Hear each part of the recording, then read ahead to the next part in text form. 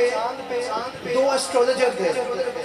कितने गए थे? वो गैर मुस्लिम, यूएसए अमेरिका से गए।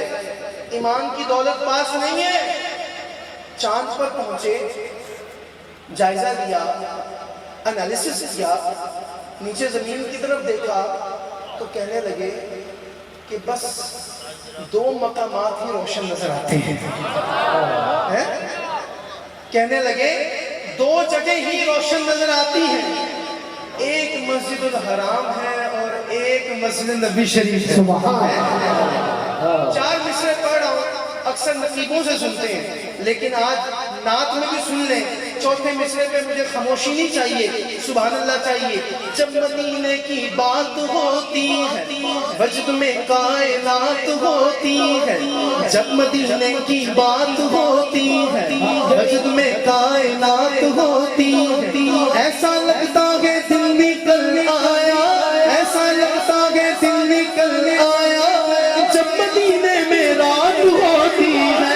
आओ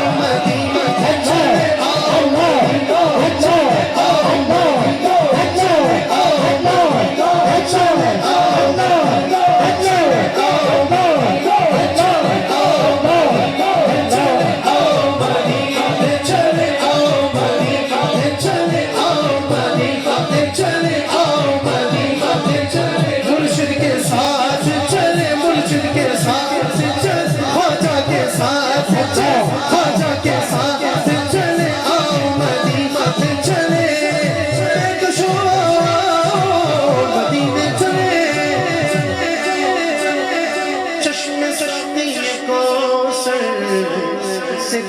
चले चले चले मैं कशो मदीने चले सतीने चले